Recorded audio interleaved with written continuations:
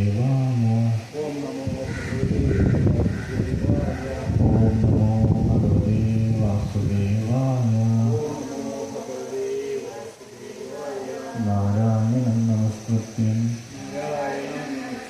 നരം ചൈവ നരോത്തമം ദേവീം സരസ്വതീം വ്യാസം തതോ ജയമുദിരയേ. നഷ്ടപ്രായേഷു ഭദ്രേഷു നിത്യം ഭാഗവതസേവയാ ഭഗവതീരുത്തമശ്ലോകേ ഭക്തിർഭവതി നൈഷ്ഠികീ. മൂകം കരോതി വാചാലം പങ്കും ലംഘയതേ ഗിരിം യത്കൃപാതമഹം വന്ദേ ശ്രീഗുരുദീനതാരിണം ശ്രീചൈതന്യമീശ്വരം ശ്രീപരമാനന്ദമാധവം.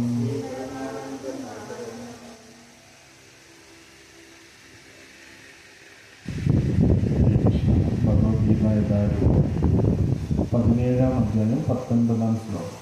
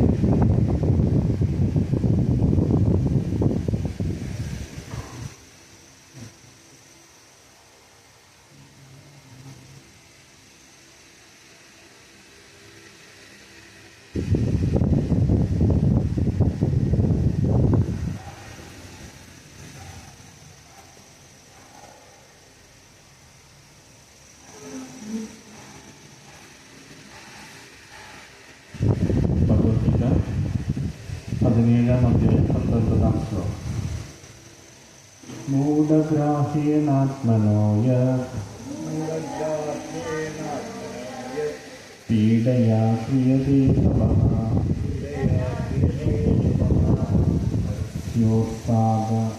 സാധനാർത്ഥം വാ തത്കാമ സമുദാഹൃതം. മൂഢഗ്രാഹ്യേനാത്മനോ യത് പീഡയാ ക്രിയതേ തപഃ പരസ്യോത്സാദനാർത്ഥം വാ തത്കാമസമുദാഹൃതം. മൂഢഗ്രാഹ്യേനാത്മനോ യത് പീഡയാ ക്രിയതേ തപഃ പരസ്യോത്സാദനാർത്ഥം വാ തത്കാമസമുദാഹൃതം.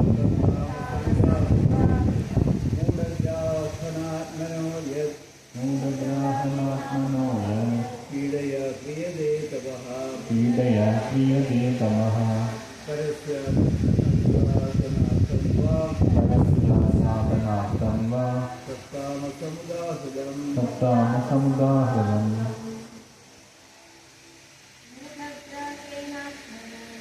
മൂഢഗ്രാഹ്യേനാത്മനോ യത് പീഡയാ ക്രിയതേ തപഃ പരസ്യോത്സാദനാർത്ഥം വാ തത്കാമസമുദാഹൃതം. മൂഢഗ്രാഹേണാത്മനോ പീഡയാ ക്രിയതേ തപഃ പരസ്യോത്സാദനാർത്ഥം വാ തത്താമസമുദാഹൃതം. മൂഢഗ്രാഹേണാത്മനോ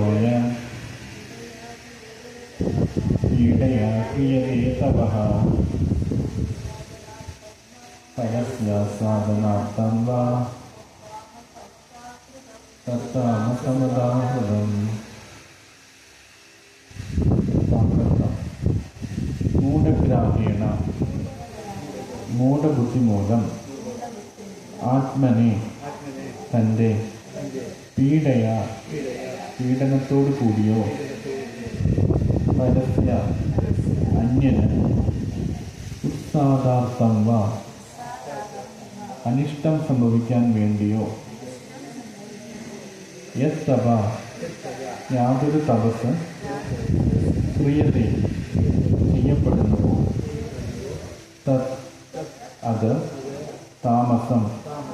താമസമെന്ന് ഉദാഹൃതം പറഞ്ഞിരിക്കുന്നു. ഭാവാർത്ഥം കൃഷ്ണപ്രഭാമൂർത്തി ശ്രീ ഭക്തിവേദാന്ത സ്വാമി ശീലപ്രഭുപാദി. വിവർത്തനം. മൂഢബുദ്ധി മൂലം സ്വയം പീഡനം അനുഭവിച്ചോ അന്യരെ പരിക്കേൽപ്പിക്കാനോ നശിപ്പിക്കാനോ ഉദ്ദേശിച്ചോ ചെയ്യപ്പെടുന്ന തപസ് തമോ ഗുണപ്രധാനമാണ്. ഹിരണ്യകശിപുവിനെ പോലുള്ള അസുരന്മാർ അനശ്വരത നേടാനും ദേവന്മാരെ ഹിംസിക്കാനും വേണ്ടി അനുഷ്ഠിച്ച വ്യക്തിത്വമാർന്ന കഠിനവ്രതങ്ങൾ പ്രസിദ്ധങ്ങളാണല്ലോ. ഹിരണ്യകശിപു ഈ വരങ്ങൾക്കായി ബ്രഹ്മാവിനോട് യാചിച്ചു. വരം നേടിയെങ്കിലും ഒടുവിൽ ഭഗവാൻ അയാളെ വധിക്കുക തന്നെ ചെയ്തു. അസാധ്യമായ കാര്യങ്ങൾക്ക് വേണ്ടി കഠിനവ്രതങ്ങളിൽ ഏർപ്പെടുന്നവർ തമോ ഗുണ സ്വഭാവത്തിൽ തന്നെ.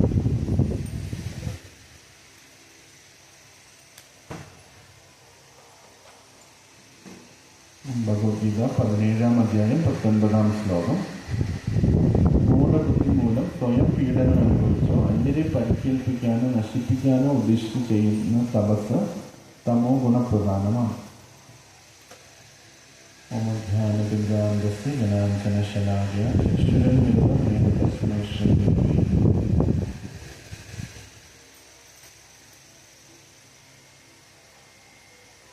നമോ വിഷ്ണുപദായ കൃഷ്ണപൃഷ്ഠായ ഭൂതലേ ശ്രീമതി ഭക്തിവേദാന്ത സ്വാമിനിധി നാമേ. നമസ്തേ സാരസ്വതി ദേവി ഗൗരവാദി നിർവിശേഷ ശൂന്യവാദി പാശ്ചാത്യദേശിക്കാരി വാഞ്ചാകൽപതരൂപശ്ച കൃപാസിന്ധുഭ്യേവ ച പതിതാനാം പാവനേഭ്യോ വൈഷ്ണവേഭ്യോ നമോ നമഃ.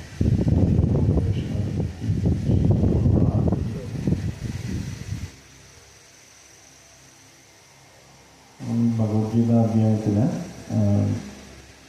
17-ാം അധ്യായത്തിൽ നമ്മൾ ചെയ്യുന്ന ദാനം, നമ്മൾ ചെയ്യുന്ന തപസ്, ഇതിൻ്റെയൊക്കെ ഓരോ ഗുണത്തിലുള്ളതാണെന്നാണ് ഭഗവാൻ പറയുന്നത്. ഇവിടെ തപസ് എന്ന് പറയുമ്പം നമ്മൾ ശ്രദ്ധിക്കേണ്ടത്, നമ്മൾ ഈ കലിയുഗത്തിൽ അധികം ആരും തപസ്സൊന്നും ചെയ്യാറില്ല.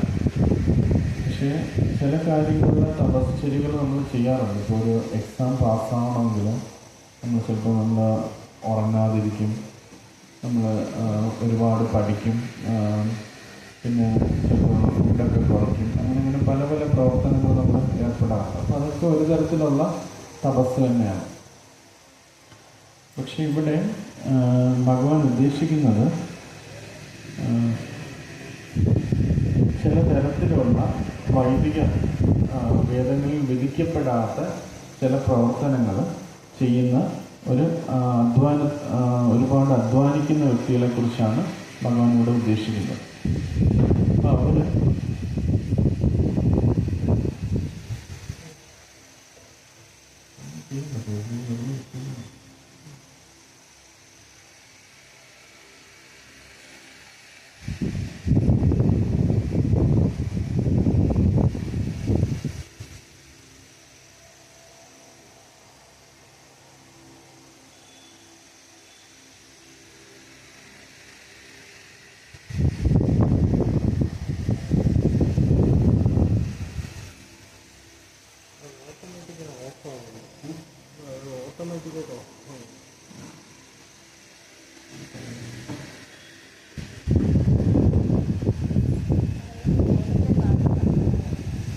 ചെയ്യുന്നുണ്ടായിരുന്നു.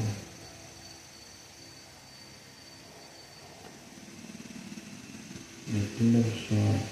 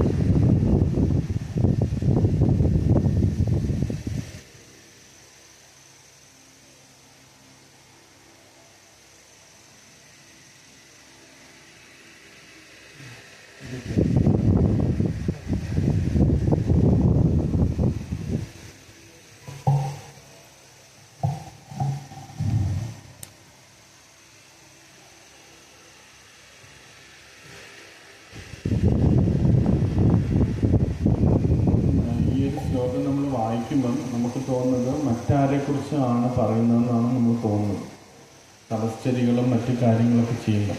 പക്ഷെ നമുക്കും നമ്മുടെ ഈ ഒരു സാധന നമ്മൾ ഭക്തിയൊക്കെ ചെയ്യുമ്പോഴും നമ്മളും ഇതേപോലത്തുള്ള സാഹചര്യങ്ങളിലൂടെ കടന്നു ചെല്ലും. നമ്മൾ ഇതിനകത്ത് 3 കാര്യങ്ങളാണ് ഭഗവാൻ ഇവിടെ പറയുന്നത്. ഒന്ന്, സ്വയം മൂഢബുദ്ധി മൂലം, ഒന്ന്, പിന്നെ സ്വയം പീഡ അനുസരിച്ച്, പിന്നെ അന്യരെ നശിപ്പിക്കാൻ വേണ്ടി. തമോ ഗുണത്തിലുള്ള തപസ്സെന്ന് വെച്ചാൽ 3 തരത്തിലാണെന്ന് പറയുന്നുണ്ട്. ഒന്ന്, അറിവില്ലാതെ, നോളജ് ഇല്ലാതെ ചെയ്യുന്ന തപസ്സ്.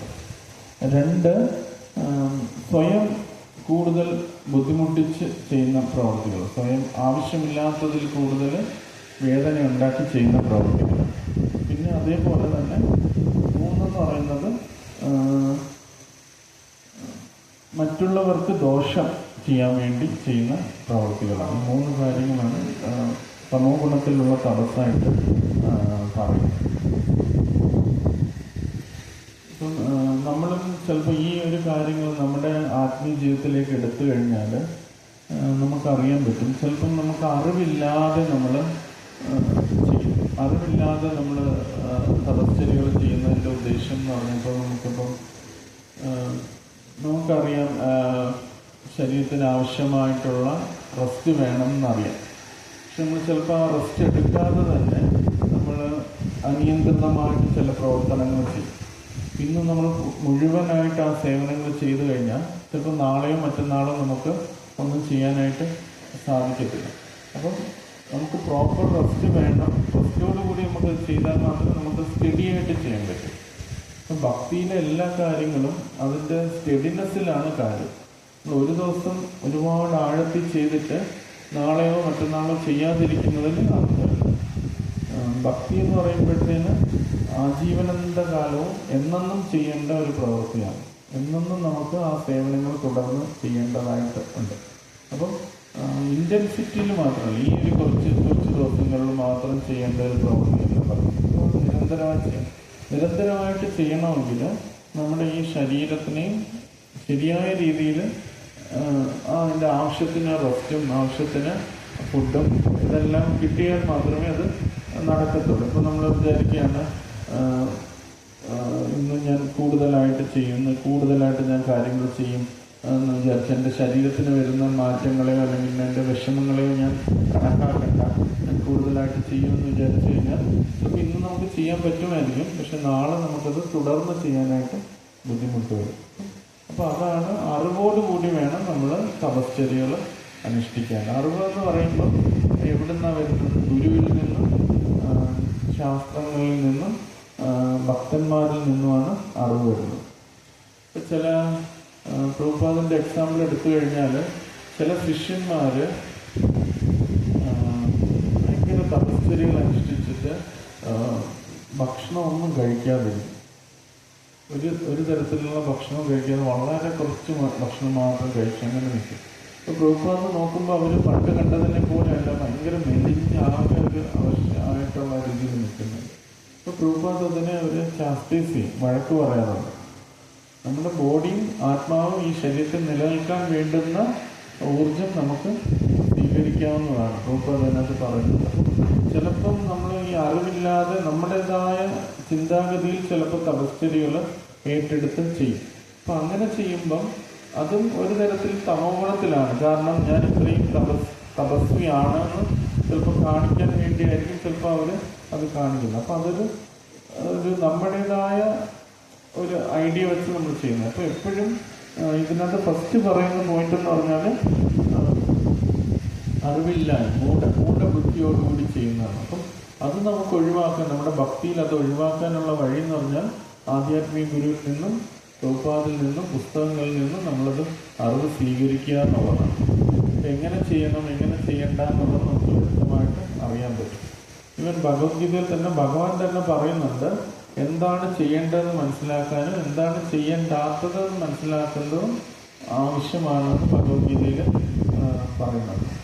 അപ്പോൾ ഈ ഇത്തരം കാര്യങ്ങൾ നമുക്ക് മനസ്സിലാക്കിയാൽ മാത്രമേ നമുക്ക് ഈ ഒരു ഇതിൽ നിന്ന് രക്ഷപ്പെടാൻ പറ്റുള്ളൂ. അല്ലെങ്കിൽ അപ്പോഴും നമ്മൾ ഭക്തിയിൽ മുന്നോട്ട് വന്നാലും ചില സന്ദർഭത്തിൽ നമ്മൾ അറിവില്ലായ്മ കൊണ്ട് പല കാര്യങ്ങൾ ചെയ്തു പോകും. പ്രഭുപാദ് തന്നെ ചില സന്ദർഭത്തിൽ പറയുന്നുണ്ട്, പലപ്പോഴും ഇസ്കോണിൽ പ്രഭുപാദ് ഉള്ള സമയത്ത് തന്നെ പല കിംവദന്തികളും നടക്കും. പ്രഭുപാദ് സെറ്റ് എന്ന് പറഞ്ഞത് ചിക്ക് പീസ് എന്ന് പറഞ്ഞത് വെള്ളക്കടല ഇസ്കോണിൽ നടന്നൊരു സംഭവമാണ്. എവിടെയോ ഒരു സന്ദർഭത്തിൽ പ്രഭുപാദ് പറഞ്ഞ ഒരാൾ എങ്ങനെ പ്രഭുപാദ് പറഞ്ഞതായിട്ട് ആൾക്കാർ പറയുന്നതാണ്, 8 വെള്ളക്കടലിൽ കൂടുതൽ കഴിച്ചു പോയാൽ മായയിൽ അടിമപ്പെടുന്നത്. അങ്ങനെ അത് ചില ടെമ്പിളിൽ അതേപോലെ അങ്ങ് ഫോളോ ചെയ്യുകയും ചെയ്തിട്ടുണ്ട്. പ്രഭുപാദ് ഇത് കണ്ടിട്ടാണ് പറഞ്ഞത്, പലപ്പോഴും ആൾക്കാർ ജസ്റ്റ് അവിടുന്ന് കേട്ടിട്ട് ഇതാണ് ആക്ച്വൽ സ്റ്റാൻഡേർഡ് എന്ന് വിചാരിച്ച് ഇങ്ങനെ പ്രവർത്തിച്ച് പോരാറുണ്ട്. അപ്പോൾ നോളജ് വളരെ ഇമ്പോർട്ടൻ്റ് ആണ്. വേറൊരു സ്ഥലത്ത് ഒരു ടെമ്പിൾ പ്രസിഡന്റ്, അദ്ദേഹം ഗൃഹസ്ഥനായിരുന്നു, ഒരു ജാപ്പനീസ് ലേഡി വരികയും അവർ വിവാഹം കഴിക്കുകയും ചെയ്തു. പക്ഷെ ജാപ്പനീസ് ലേഡിക്ക് മുട്ടയോട് ഭയങ്കര ആഭിമുഖ്യം ഉണ്ടായിരുന്നു. അപ്പം അതുകൊണ്ട് അവർ മുട്ട കൊണ്ടുണ്ടാക്കിയ ആഹാരങ്ങൾ ഉണ്ടാക്കുകയും ഈ ടെമ്പിൾ പ്രസിഡന്റ് അവരുടെ ഇൻഫ്ലുവൻസ് കാരണം അത് ഭഗവാന് നിവേദിക്കുകയും ചെയ്തു. ഇത് പ്രഭുപാദ് ഉള്ള സമയത്ത് നടന്ന കാര്യമായിരുന്നു. അപ്പോൾ പ്രഭുപാദ് ഇത് അറിഞ്ഞവരെല്ലാം ബാക്കിയുള്ള ഫോളോവേഴ്സ് ആയിട്ടുള്ളവരെയൊക്കെ വളരെയധികം വഴക്ക് പറയും, ഇതെല്ലാം ചെയ്തു. അത് തിരുത്തുകയും ചെയ്തു. നോളജ് വേണം. നോളജ് ഇല്ലാതെ ചെയ്യുന്ന ഹോസ്റ്റിലിറ്റീസ് ഇതാണ് തമോ ഗുണത്തിലുള്ള ഹോസ്റ്റിലിറ്റീസാണ് ചിലപ്പോൾ.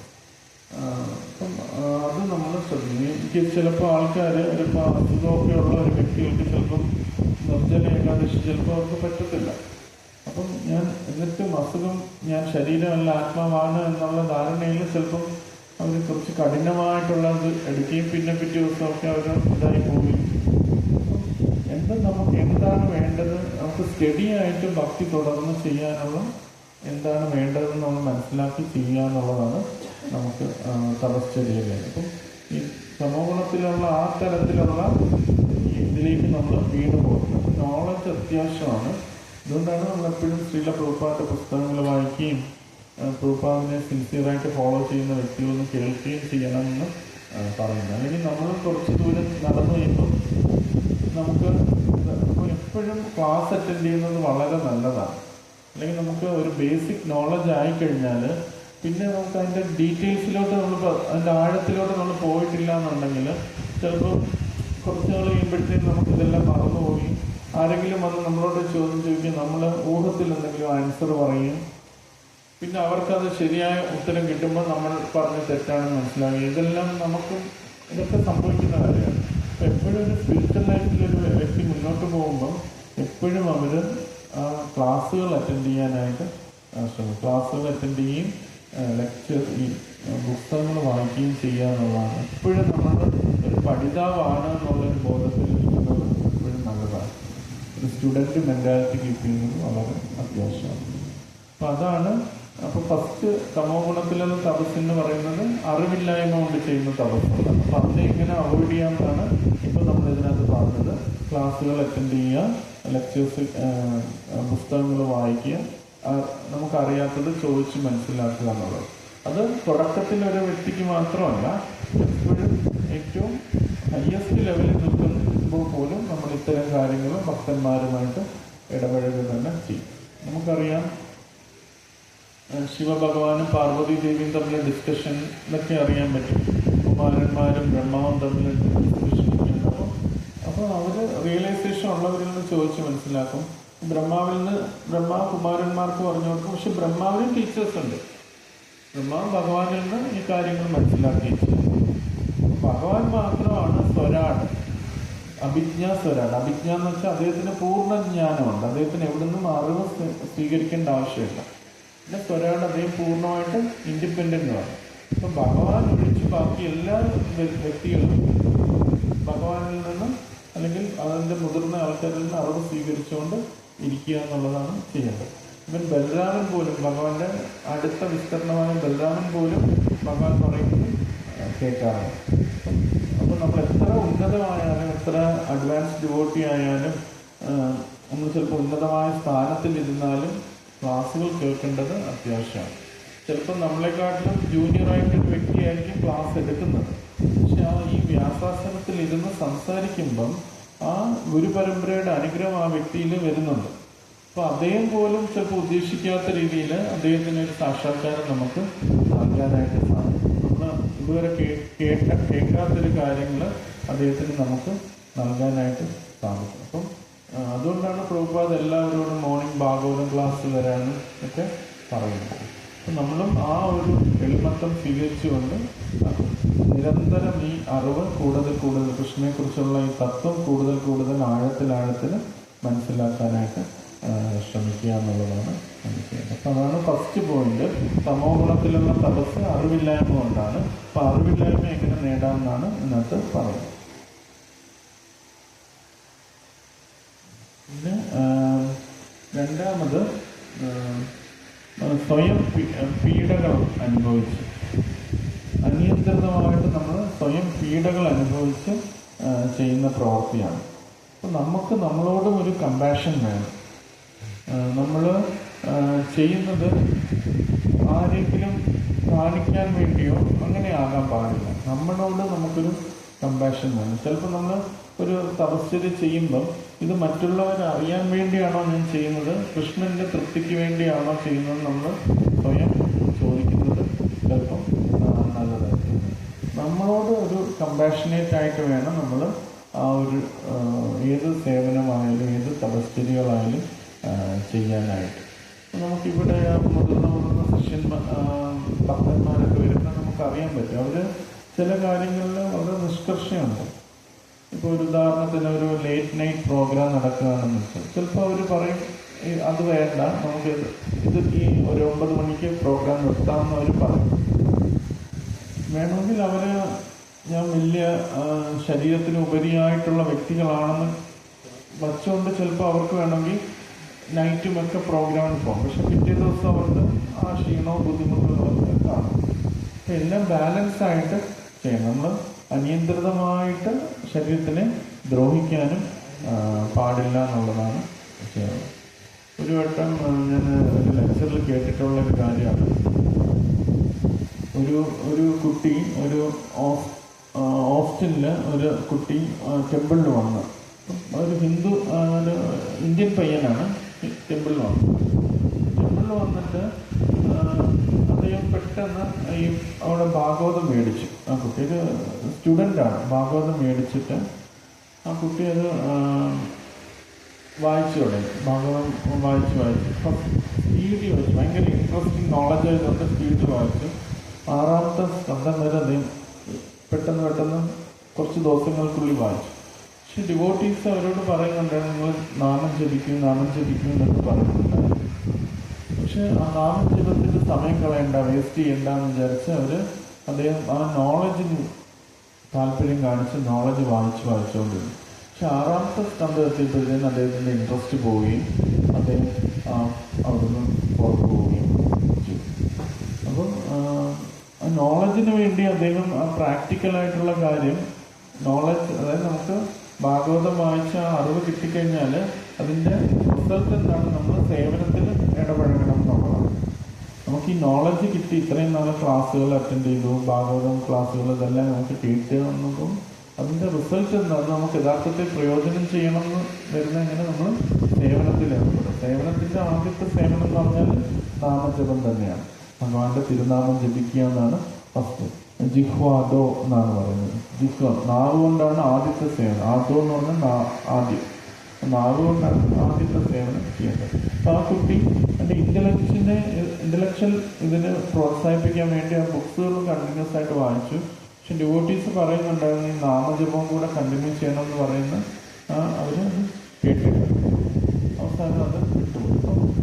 അപ്പം നമ്മളോട് കമ്പാഷൻ കാണിക്കണം. ചില അർജസ് വരുമ്പം നമ്മളോട് കമ്പാഷൻ കാണിക്കാതെ തന്നെ നമ്മൾ അതിനു വേണ്ടി പോവുകയും അവസാനം നമ്മുടെ ബാലൻസ് തെറ്റുകയും നമുക്കെല്ലാം നഷ്ടപ്പെടുകയും ചെയ്യുന്നതാണ്. ഫസ്റ്റ് നമ്മൾ വേണ്ടത് നോളജ് വേണം. ഏത് സേവനങ്ങൾ ചെയ്യാനോ അറിവ് വേണം. ഇവൻ കൃഷ്ണ ഭഗവാൻ തന്നെ തൻ്റെ കൂട്ടുകാരെ ഭക്ഷണം മേടിക്കാനായിട്ട് ബ്രാഹ്മണ സ്ത്രീകളുടെ അടുത്തേക്ക് വിടുമ്പം അതിനകത്ത് ആ കൃഷ്ണ ബുക്കിൽ പറയുന്നൊരു പോയിന്റ് ഉണ്ട്. നമ്മൾ ഒരു കാര്യം അറിവില്ലാതെ ചെയ്യുന്നതും അറിവോടുകൂടി ചെയ്യുന്നതും തമ്മിൽ വ്യത്യാസമുണ്ട് എന്നുള്ളത് ഭഗവാൻ തന്നെ അതിനകത്ത് പറയുന്നുണ്ട്. നമ്മൾ അറിവോടുകൂടിയാണ് ഒരു പ്രവൃത്തി ചെയ്യുന്നതും അറിവില്ലാതെ രണ്ടും ഒരേ പ്രവൃത്തി പോലെ ചെയ്യുമെങ്കിലും അതിൻ്റെ ഫലത്തിൽ അറിവോടുകൂടി ചെയ്യുമ്പോൾ അതിന് വ്യത്യാസം ഉണ്ടാവും. അപ്പം ഫസ്റ്റ് അറിവ് വേണം, രണ്ട് നമ്മളോട് കമ്പാഷൻ വേണം. അപ്പം നമ്മൾ കമ്പാഷൻ ഉണ്ടെങ്കിൽ നമ്മൾ സ്വയം പീഡ ഇത് ചെയ്യത്തില്ല. എനിക്കൊരു എക്സാമ്പിൾ എനിക്ക് നേരിട്ട് കണ്ട ഒരു എക്സാമ്പിളാണ്. ഞാനും വേറെ ഇവിടുത്തെ ഒരു നമ്മുടെ ട്രിവാൻഡ്രത്തെ ഒരു ബുക്ക് ഡിസ്ട്രിബ്യൂട്ടറും കൂടെ ഒരു സ്ഥലത്ത് പോയിരുന്നു. ഒരു പണ്ടാണ്, കുറേ വർഷങ്ങൾക്ക് മുമ്പാണ്. ആറ്റിങ്ങലാണ് പോയത്. ആറ്റിങ്ങല്ല, കഴക്കൂട്ടത്ത് ഒരു പോലീസ് സ്റ്റേഷനുണ്ട്. പോലീസ് സ്റ്റേഷൻ്റെ അടുത്ത് ഒരു ഹോട്ടലുണ്ട്. ഞങ്ങൾ പോലീസ് സ്റ്റേഷനിൽ കയറിയിട്ട് ഇങ്ങനെ പുറത്തിറങ്ങിയപ്പോഴത്തേന് ആ ഹോട്ടൽ ഉണ്ട്. ഹോട്ടലിൻ്റെ മുകളിൽ കുറച്ച് ആൾക്കാർ അവിടെ നിൽക്കുന്നു. അപ്പോൾ ഇനി എന്തായാലും ഇങ്ങനെ കാണിച്ച് ഒരു വേവ് ചെയ്ത് കാണിച്ചു. അപ്പം നമ്മൾ വിചാരിച്ച് നമുക്ക് അവിടെ പോകാൻ, ചിലപ്പോൾ പുസ്തകങ്ങൾ പോയാലോ എന്ന് വിചാരിച്ച് പോയി. ഞാൻ അതിനകത്ത് കയറി. ഞാനും കൂടെ വേറെ ബുക്ക് ഡിസ്ട്രിബ്യൂട്ടർ ഉണ്ടായിരുന്നു. അപ്പോൾ അദ്ദേഹവും കൂടെ നമ്മൾ അതിനകത്ത് കയറിയപ്പോഴത്തേന് ആ മുകളിലേക്ക് കയറി ചെറിയ ഇടുങ്ങിയ വഴിയാണ്. കയറി ചെന്നപ്പോഴത്തേന് ഫുൾ ഇരുട്ടാണ്. അവിടെ എല്ലാം ഈ മദ്യക്കുപ്പികൾ കിടപ്പുണ്ട്. ഫുള്ള് മദ്യക്കുപ്പികൾ കിടപ്പുണ്ട്. അപ്പം ഞാൻ അദ്ദേഹത്തിനോട് പറഞ്ഞു നമുക്ക് പോകാം, വെറുതെ എന്തിനാണ് നമ്മൾ ഇതിനകത്ത് പോകുന്നത്, എന്തായാലും പുസ്തകങ്ങൾ പോകാൻ പോകുന്നില്ല എന്ന് പറഞ്ഞ്. അപ്പോൾ അദ്ദേഹം പറഞ്ഞു ഇല്ല പോകാമെന്ന് പറഞ്ഞു. ഞാൻ പോയി. കുറച്ചും കൂടെ മുകളിൽ കയറിയപ്പോഴത്തേന് അവിടെ എല്ലാം യൂറിൻ്റെ സ്മെല്ലാണ്. അവർ ഫുള്ള് കുടിക്കുക, അവിടെ തന്നെ യൂറിൻ പാസ് ചെയ്യുക, അങ്ങനെ അവിടെ തന്നെ കിടന്നുറങ്ങുക, അങ്ങനത്തെ ഇതാണ്. ഭയങ്കര എല്ലാം അഴുക്കി ഒടിച്ച് കിടക്കുക. അപ്പം ഒരു വ്യക്തി അവിടെ ഇരിപ്പുണ്ട്. അദ്ദേഹം ഇങ്ങനെ ഇരിക്കുകയാണ്. അപ്പോൾ നമ്മൾ പോയി കുറേ കാര്യങ്ങൾ പറയുന്നുണ്ട്. പക്ഷെ അദ്ദേഹമൊന്നും കേൾക്കുന്നില്ല. പിന്നെ പുസ്തകമൊന്നും കൊടുത്തില്ല. ഇന്ന് തിരിച്ചിറങ്ങിയാണ്. അപ്പം ഞാൻ ആ ബുക്ക് ഡിസ്ട്രിബ്യൂട്ടറിനോട് ചോദിച്ചു, ജസ്റ്റ് എൻ്റെ സൈഡായിട്ട് പറയുന്ന കാര്യമാണ്, എന്തിനാണ് നമുക്ക് അവിടെ പോയത്, അത് വെറുതെ നമുക്ക് സമയം വേസ്റ്റ് ആയില്ലേ എന്ന് ചോദിച്ചു. അപ്പം അദ്ദേഹം പറഞ്ഞു ഞാൻ ഇതേപോലെ ലൈഫ് ലീഡ് ചെയ്തതാണ്. ഞാൻ ഇതേപോലത്തെ ലൈഫ് ലീഡ് ചെയ്തിട്ടാണ് ഇവിടെ വരുന്നത്. അപ്പം അദ്ദേഹത്തിൻ്റെ ആ കമ്പാഷൻ കൊണ്ടാണ് അദ്ദേഹം അവിടെ എത്തിയത് ഇത് കൊടുക്കാനായിട്ട് ശ്രമിച്ചത്. പക്ഷെ ഈ പറയാൻ കാരണം വെച്ചാൽ അതാണ് അവർ ഹോട്ടലിൽ ഫുള്ള് ജോലി ചെയ്യും, ഒരു ദിവസം മുഴുവൻ ജോലി ചെയ്യും, ആ പണം കിട്ടും. ആ പണം മുഴുവൻ അവർ മദ്യത്തിന് ചെലവഴിച്ച് അവിടെ തന്നെ കിടന്നുറങ്ങി, അവിടെ തന്നെ യൂറിനെല്ലാം പാസ് ചെയ്ത് അതിൻ്റെ ഇടയിലാണ് അവർ കിടക്കുന്നത്. അങ്ങനെ അപ്പം എന്തോ കുറച്ച് സുഖത്തിന് വേണ്ടി അവർ തങ്ങളുടെ ബോഡി കൂടുതലായിട്ട് പീഡിപ്പിച്ചുകൊണ്ടിരിക്കുകയാണ്. അപ്പം ഡിവോട്ടീസ് നമ്മൾ അങ്ങനെ ആവാൻ പാടില്ല. നമ്മളോട് നമുക്ക് കമ്പാഷൻ ഉണ്ടെങ്കിൽ നമുക്ക് മറ്റുള്ളവരോടും കമ്പാഷൻ കാണിക്കാൻ പറ്റും.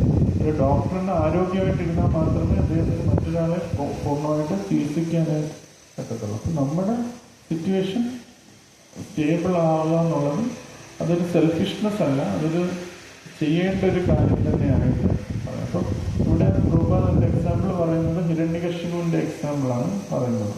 ഹിരണ്യകശിപു ഒരു ഇതിനു വേണ്ടി ശരീരമൊക്കെ കട്ട് ചെയ്ത് മാറ്റുകയും എല്ലാം ചെയ്തിട്ടാണ്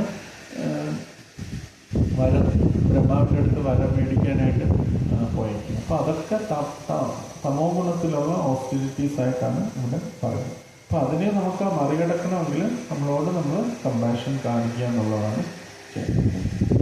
ബാലൻസ് ചെയ്ത് കഴിക്കുകയാണ്. പ്രഭുപാദിൻ്റെ ഒരു എക്സാമ്പിളും ഉണ്ട്. പ്രഭുപാദിൻ്റെ ഒരു ശിഷ്യൻ, ആദ്യം ശിഷ്യൻ വിചാരിച്ചു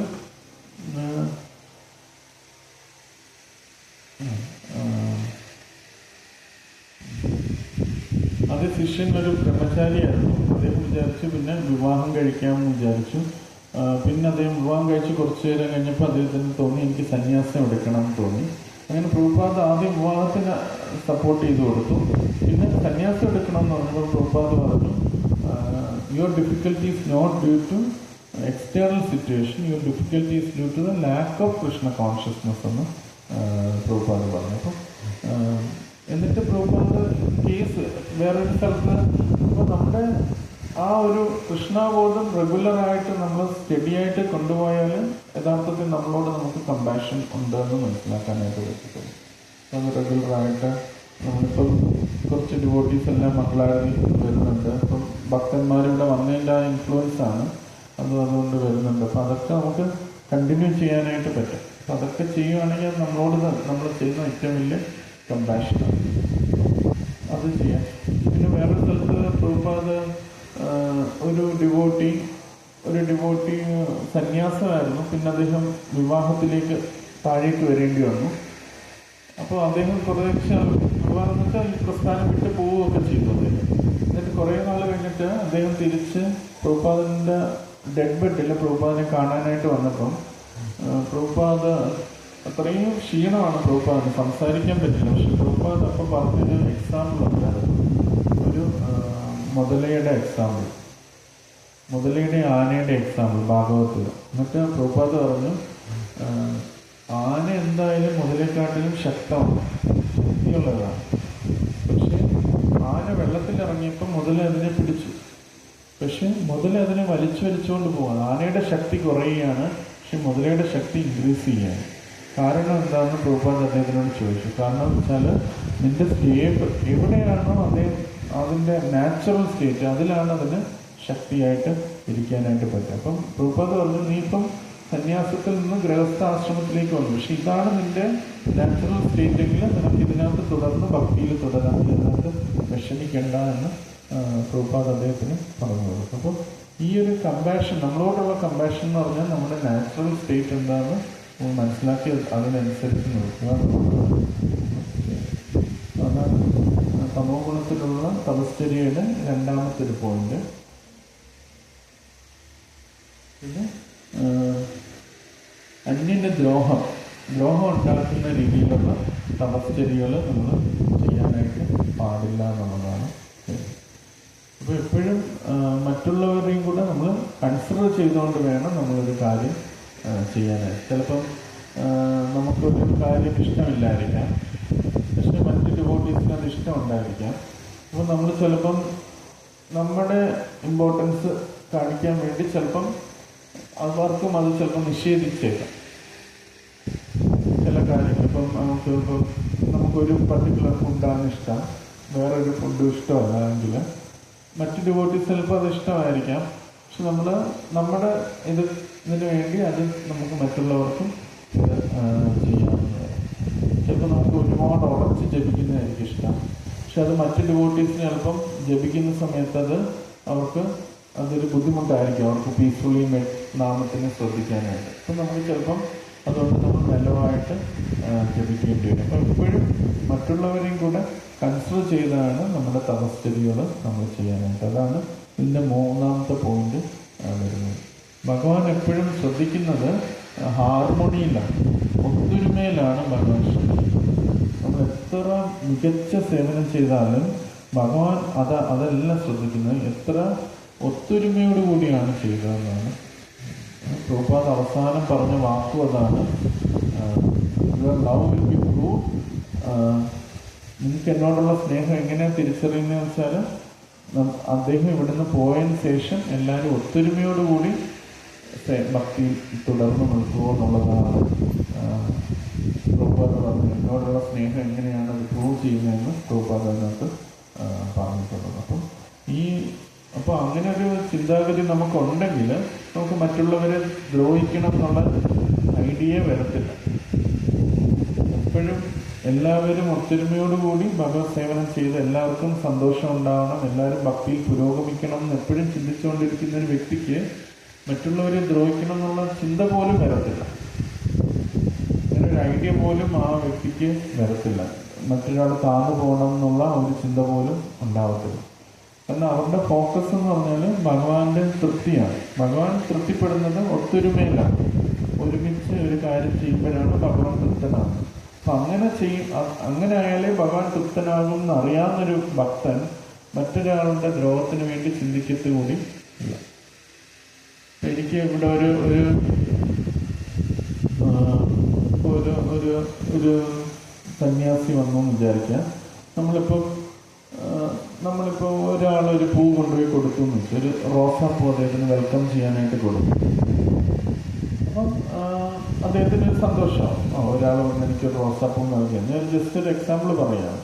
പക്ഷെ നമുക്ക് ബാക്കിയുള്ള എല്ലാവരെയും ഇൻസ്പയർ ചെയ്തിട്ട് അവരും ഓരോ റോസാപ്പൂ തരണമെന്ന് പറഞ്ഞാലോ, ആ സന്യാസി എല്ലാവരും ഓരോ റോസാപ്പൂ ആ സന്യാസി കൊടുക്കുമ്പോഴത്തേക്കും അദ്ദേഹം വളരെയധികം പ്ലീസ്ഡ് ആവും. എല്ലാവരും അത്രയും നല്ല രീതിയിൽ എന്നെ വെൽക്കം ചെയ്യുന്നുണ്ടല്ലോ എന്ന് പ്ലീസ്ഡ് ആവും. അപ്പം ഭഗവാൻ എപ്പോഴും പ്ലീസ്ഡ് ആവുന്നത് ആ ഒരു യൂണിറ്റിയും ആ കോപ്പറേഷനിലുമാണ് ഭഗവാൻ യഥാർത്ഥത്തിൽ പ്ലീസ്ഡ് ആവുന്നത്. അപ്പോൾ നമ്മൾ എന്ത് സേവനം ചെയ്യുമ്പോഴും ആ ഒരു മനോഭാവം കൂടെ നമ്മൾ വെക്കണം. മറ്റുള്ളവർക്കും ആ സേവനം കിട്ടുന്നുണ്ട്, മറ്റുള്ളവർക്കും ആ സേവനത്തിൻ്റെ ഫലം ഷെയർഡ് ആവുന്നുണ്ട്.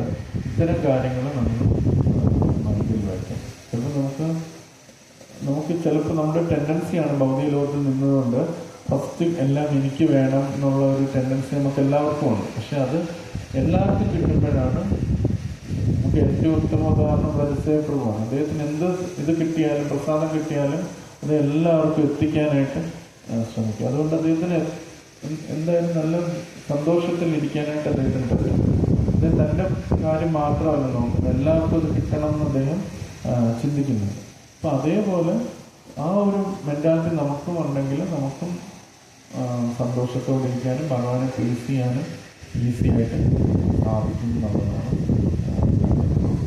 തമോ ഗുണത്തിലുള്ള 3 തരം പ്രശ്നങ്ങൾ എന്ന് പറഞ്ഞാൽ, 1 അറിവില്ലാതെ ചെയ്യുന്നത്, 2 സ്വയം പീഡകൾ അനുഭവിച്ച് ചെയ്യുന്നത്, 3 മറ്റുള്ളവരുടെ ദ്രോഹത്തിന് വേണ്ടി ചെയ്യുന്നത്. ഇതൊക്കെയാണ് തമോ ഗുണത്തിലുള്ള തപസ്സുകൾ.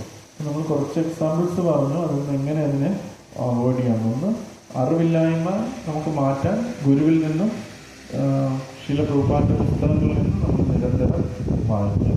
2ാമത് സ്വയം പീഡകൾ അനുഭവിച്ച് ചെയ്യുന്നതിനെ അവോയ്ഡ് ചെയ്യണമെങ്കിൽ നമുക്കൊരു സ്വയം കമ്പാഷൻ വേണം. നമ്മളോടൊരു കാരുണ്യം നമ്മൾ കാണിക്കും.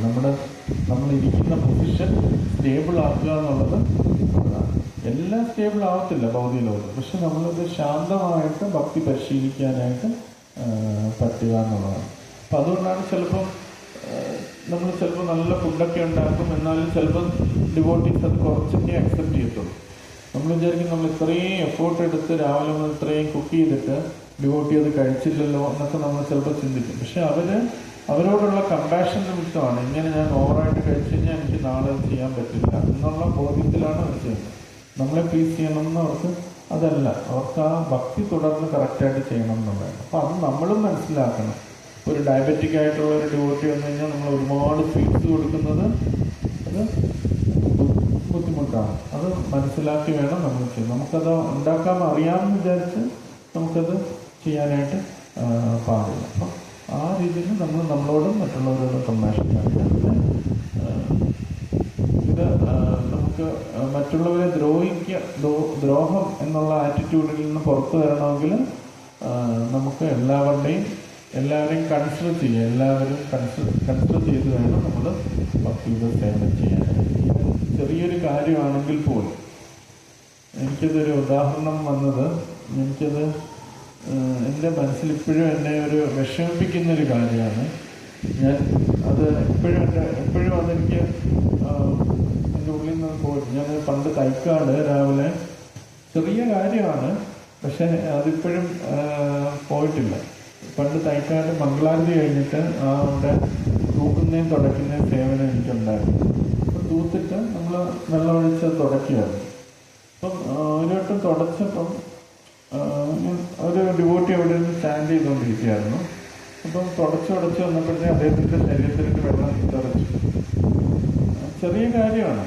അദ്ദേഹത്തിന് കുറച്ച് ഒരു ദേഷ്യം വന്നു, മോത്തിങ്ങനെ ഒരു ദേഷ്യഭാവം തോന്നി. ഞാൻ വിചാരിച്ച് തുടയ്ക്കുന്നതിൻ്റെ ഇടയിൽ ഇരുന്നുകൊണ്ടല്ലേ വെള്ളം തെളിച്ചെന്ന് ഞാൻ മിണ്ടിയില്ല. പക്ഷെ പിന്നെ കുറച്ച് നാൾ കഴിഞ്ഞപ്പോഴത്തേക്കും അദ്ദേഹത്തിന് വേറൊരു അസുഖം വന്നതിൽ മരണപ്പെടുകയും ചെയ്തു. പക്ഷെ എനിക്ക് ഇപ്പോഴും അതെൻ്റെ മനസ്സിനൊരു വിഷമമുണ്ട്. ഞാനത് പോയി അദ്ദേഹത്തിനോട് സോറി പറയണമായിരുന്നു എന്നുള്ളത്. അപ്പോൾ നമ്മൾ ചെറിയ കാര്യം ചെയ്യുമ്പോഴും പിന്നെ നമുക്കൊരു അവസരം ചിലപ്പോൾ കിട്ടത്തില്ല.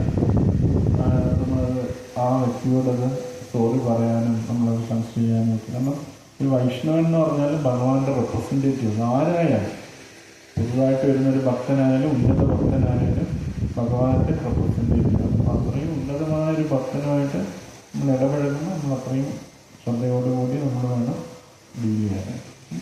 എനിക്കത് മനസ്സിൽ ഞാൻ പിന്നെ സോറിയൊക്കെ പറഞ്ഞു, പക്ഷേ വ്യക്തിയെ നേരിട്ട് കണ്ടിട്ട് എനിക്കത് പറയാനായിട്ട് എനിക്ക് പറ്റിയില്ല. അത് കുറേ വർഷങ്ങൾ അദ്ദേഹം ഉണ്ടായിരുന്നുണ്ട്. എന്നിട്ടും എൻ്റെ പാഴ്സിക വർണ്ണം എനിക്കത് പറയാൻ ഒന്നും ചെയ്തില്ല.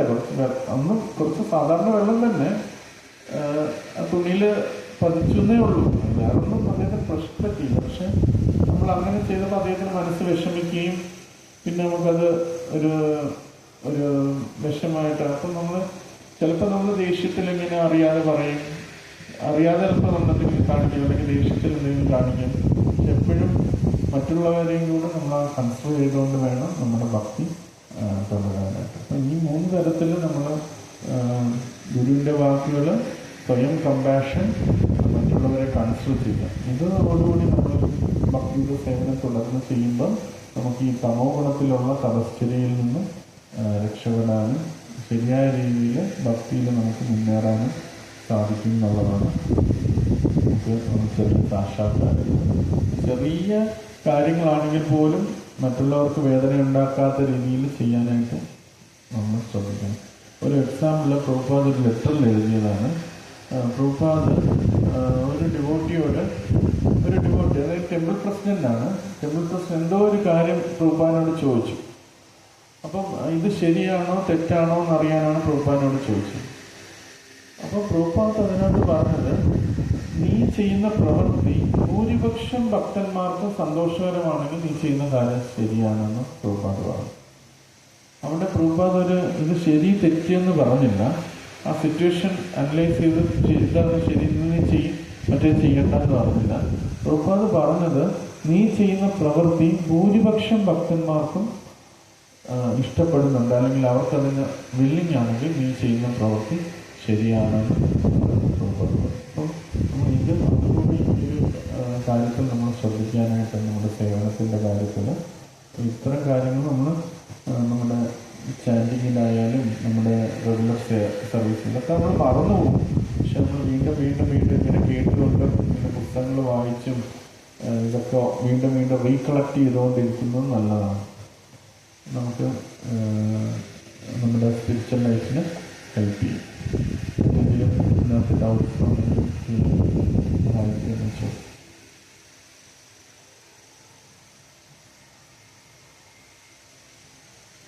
പറഞ്ഞ കാര്യത്തിൽ എന്തെങ്കിലും സംശയങ്ങളോ?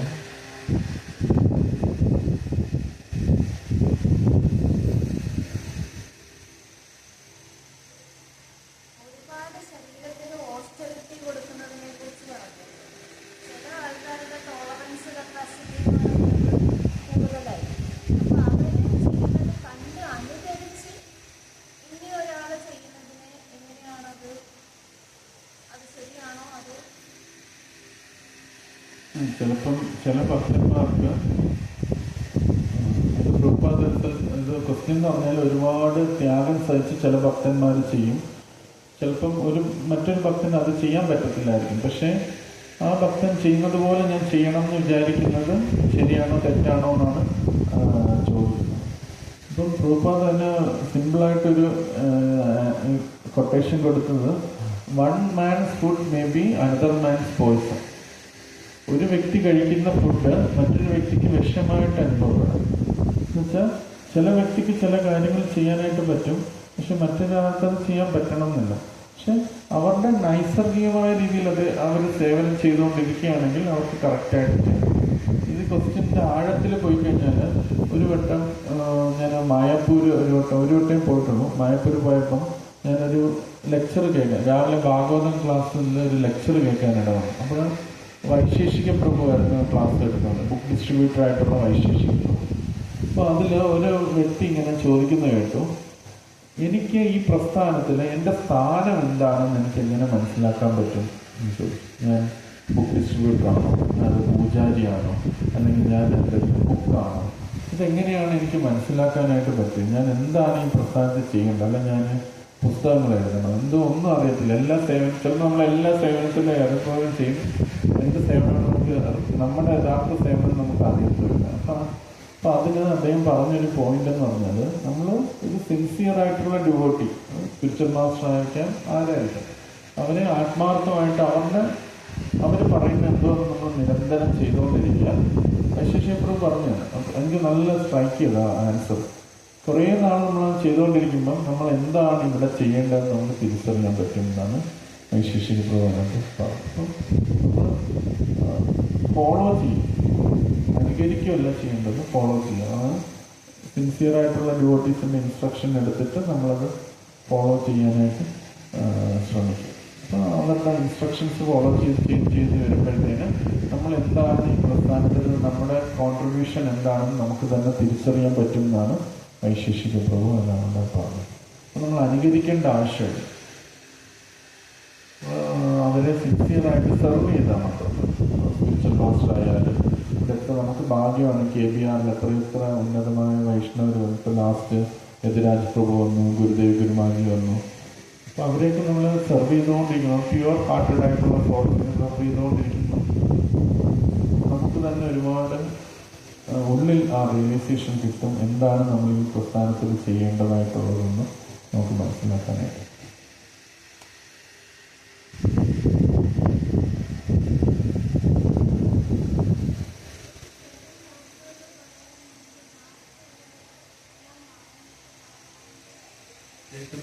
കേൾക്കുന്നില്ല.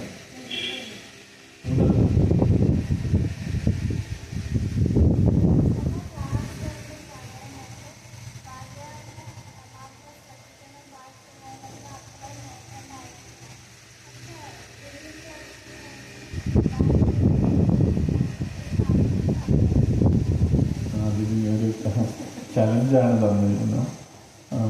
പല ക്ലാസ്സുകളിലും കേട്ടിട്ടുണ്ട്, നമ്മൾ ഭഗവാനാണ് പൂർണ്ണ ശ്രദ്ധ കൊടുക്കേണ്ടത്, മറ്റാർക്കും നല്ല ശ്രദ്ധ കൊടുക്കേണ്ടതെന്ന് പറഞ്ഞു. പക്ഷേ ഈ ക്ലാസ്സിൽ പറഞ്ഞ് നമ്മൾ ഒരു കാര്യം ചെയ്യുമ്പോൾ എല്ലാവരെയും കൺസിഡർ ചെയ്താണ് ചെയ്യാനായിട്ട്. അപ്പം അതെന്താണെന്നുള്ള ക്വസ്റ്റ്യനാണ് ചോദിച്ചത്. റിയലി നമ്മൾ അത് രണ്ടും ഡിഫറെൻ്റ് ഇതിലാണ്.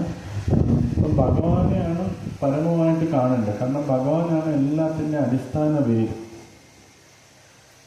ഭഗവാനാണ് എല്ലാവരുടെയും പേര്. അപ്പം ഭഗവാനെ നമ്മൾ സ്നേഹിക്കുന്നത് കൊണ്ട് എല്ലാവരും തൃപ്തരാകും, അവരെ നമ്മൾ അവഗണിക്കുന്നില്ല. ഇപ്പം നമ്മൾ ഫുഡ് എടുത്തിട്ട് വയറ്റിലേക്ക് കൊടുത്താൽ നമ്മൾ വയറ്റിന് മാത്രമാണ് നമ്മൾ ഫുഡ് കൊടുക്കുന്നത്. നമ്മൾ കൈക്ക് കൊടുക്കുന്നില്ല, കണ്ണിന് കൊടുക്കുന്നില്ല, മൂക്കിന് കൊടുക്കുന്നില്ല, ഒന്നിന് കൊടുക്കുന്നില്ല. നമ്മൾ ഫുഡ് വയറ്റിലാണ് കൊടുക്കുന്നത്. പക്ഷെ വയറ്റിൽ കൊടുത്തുകൊണ്ട് നമ്മുടെ കണ്ണിനും മൂക്കിനും ചെവിക്കും എല്ലാം എനർജി കിട്ടുന്നത്. അപ്പോൾ ഭഗവാനാണ് നമ്മുടെ എല്ലാ ശ്രദ്ധയും ഭക്തിയും നമ്മൾ കൊടുക്കേണ്ടത്. ഭഗവാൻ അത് കൊടുക്കുമ്പോഴത്തേക്കും എല്ലാ ദേവീദേവന്മാരും സാധാരണ വ്യക്തികളെല്ലാം ഇതാവും. പക്ഷെ അതേസമയം തന്നെ നമ്മളത് ചെയ്യുമ്പം മറ്റൊരാളും അങ്ങനെ ചെയ്യുന്നതിന് തടസ്സപ്പെടുത്തുന്ന രീതിയിൽ ചെയ്യാൻ പാടില്ല. മറ്റൊരാൾക്കും ചെയ്യേണ്ട, അവരുടെയും ധർമ്മം എന്താണ്? അവർ ഫുഡ് വയറ്റിലേക്ക് കൊടുക്കുക എന്നുള്ളതാണ്. അവർ ഭഗവാനിലേക്ക് അവരുടെ സേവനം കൊടുക്കുക, അല്ലെങ്കിൽ അവരുടെ ഭക്തി കൊടുക്കുക എന്നുള്ളതാണ്. പക്ഷെ അതിനെ തടസ്സപ്പെടുത്തുന്ന രീതിയിൽ നമ്മൾ ചെയ്യാനും പാടില്ല. അതാണ് കൺസിഡർ ചെയ്യുന്നത്. നമ്മളെന്താണ് ഇപ്പം നമ്മൾ ഉറച്ചിരുന്ന് ചിന്തിക്കുകയാണ്. നമ്മുടെ ചുറ്റും കുറേ ഡിവോട്ടീസ് ഉണ്ട്. അവർക്ക് അവർ യഥാർത്ഥത്തിൽ പ്രഭുപാദ പറയും, നമ്മൾ പറയുന്നത് നമ്മൾ കേൾക്കണം എന്നാണ്. പക്ഷെ നമ്മൾ പറയുന്നത് നമ്മൾ ചിലപ്പോൾ നമുക്ക് കേൾക്കാൻ പറ്റില്ല. ഒരു ഡിവോട്ടി ഭയങ്കര ഉറച്ച് ജപിച്ചാൽ അപ്പോൾ നമ്മൾ വിചാരിക്കുമോ ഇവർക്കത് ബുദ്ധിമുട്ടാവും, ഞാൻ കുറച്ചൊന്ന് മാറി ഇരുന്ന് ജപിക്കാം, അല്ലെങ്കിൽ എൻ്റെ സൗണ്ട് കുറച്ച് ജപിക്കാമെന്ന് വിചാരിക്കും. അപ്പം അതിനെയാണ് കൺസിഡർ ചെയ്യാന്നുള്ളത്. അപ്പോൾ എല്ലാവർക്കും ഭഗവാനിലേക്ക് അടുക്കാനുള്ള അവസരം നമ്മൾ ഒരുക്കുക എന്നുള്ളതാണ് നമ്മൾ ചെയ്യുന്നത്. അത് ഭഗവാനിലേക്ക് അടുക്കാൻ തന്നെയാണ് നമ്മൾ ചെയ്യുന്നത്.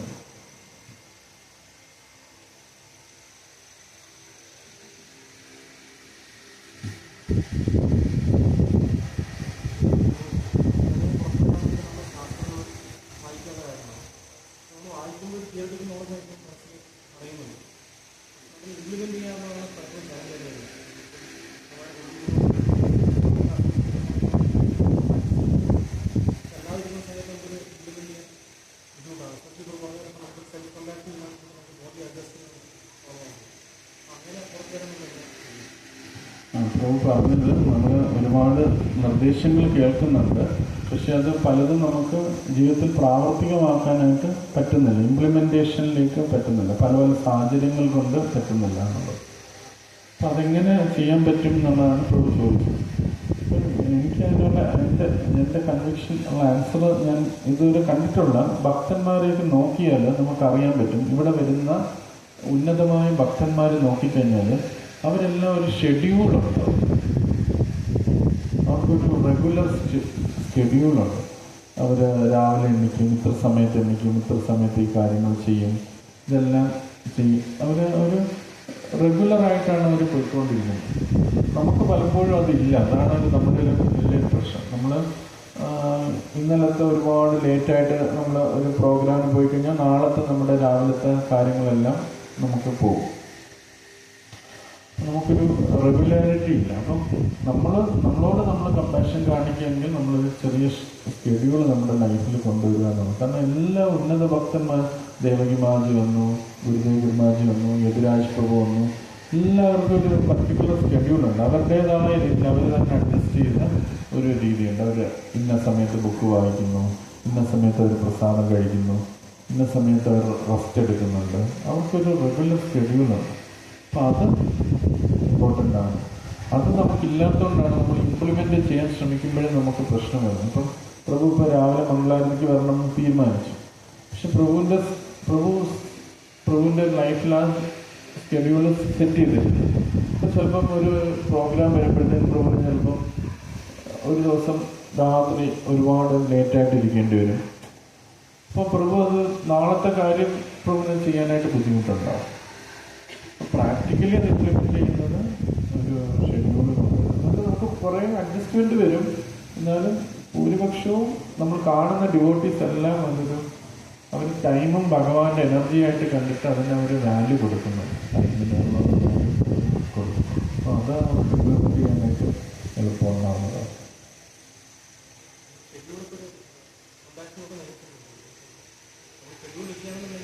നമ്മളോട് കമ്പാഷൻ കാണിക്കുന്നതാണ്.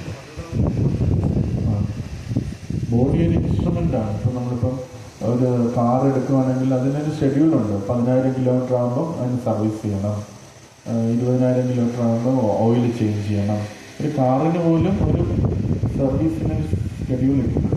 അപ്പോൾ നമ്മളും അതേപോലെ ഒരു ഷെഡ്യൂളിലേക്ക് വരണം. എങ്കിൽ നമുക്ക് അത് ഈ ബോഡിയെ പ്രോപ്പറായിട്ട് യൂസ് ചെയ്യാനായിട്ട് സാധിക്കും.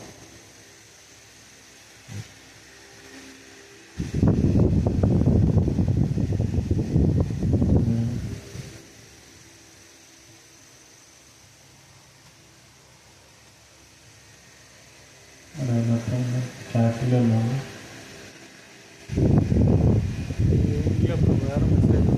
ഹരേ കൃഷ്ണ പ്രണാം മറ്റൊന്നുമില്ലെങ്കിൽ നമുക്കൊന്ന് ക്ലാസ് നടത്താം. ഒത്തുകൂടിയ എല്ലാ ഡിവോട്ടീസും ശ്രദ്ധയോടെ കേട്ടതിന് വിനീതമായി നന്ദി. ശീല പ്രഭുപാദ് കീ ജയ്. ഗ്രന്ഥരാജ് ശ്രീമദ് ഭഗവത്ഗീത കീ ജയ്.